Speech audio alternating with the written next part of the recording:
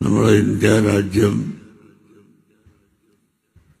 മുസ്ലിംകളും ക്രൈസ്തവർ ജൂതന്മാർ ചുരുക്കം ഹൈന്ദവർ അതുപോലെ ജൈനൻ തുടങ്ങി നിരവധി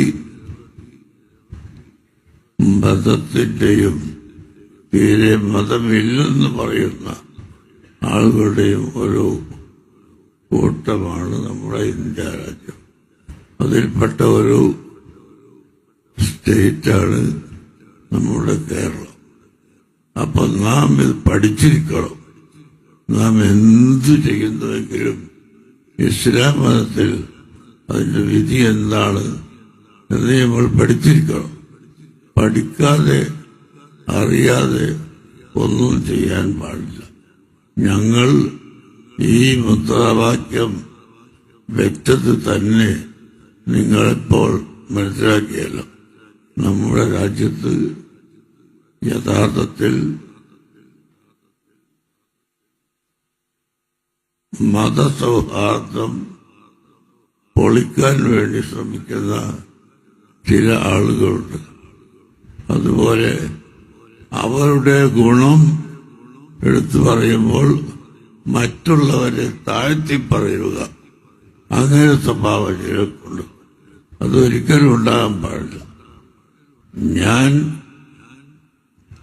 എന്റെ ആശയവും എന്റെ അഭിപ്രായവും പറയുമ്പോൾ മറ്റു മതക്കാരെയും മറ്റു പ്രാസംഗികന്മാരെയും എല്ലാം ഇകഴ്ത്തി കാണിക്കുന്ന ഒരു സ്വഭാവം എനിക്കും ഉണ്ടാകാൻ പാടില്ല. പലരും ഇന്ന് ആ നിലവാരം കൈക്കൊള്ളുന്നില്ല എന്നത് വളരെ ഖേദകരമാണ്. അത് പറഞ്ഞാൽ നാലാളെ സ്റ്റേജിന്റെ മുമ്പിൽ കിട്ടിയാൽ പൊട്ടിത്തെറിച്ച് എല്ലാ ആളുകളെയും ഇകഴ്ത്തുന്ന വിധത്തിൽ തന്റെ പോലീസ ഇങ്ങനെ പറയുന്ന ചില ആളുകളെ നമുക്ക് കാണാം. അങ്ങനെ ഒരിക്കലും ആവരുത്. അവനവൻ ചെയ്ത കാര്യങ്ങൾ മറ്റുള്ളവർക്ക് അറിയിച്ചു കൊടുക്കേണ്ടി വന്നാൽ അറിയിച്ചു കൊടുക്കാം. അതേസമയത്ത് മറ്റുള്ളവരെ ഇകഴ്ത്തുന്നത് താഴ്ത്തിക്കാണുന്നത് ഒരിക്കലും ശരിയല്ല എന്ന് നാം പ്രത്യേകമായി മനസ്സിലാക്കേണ്ടതുണ്ട്.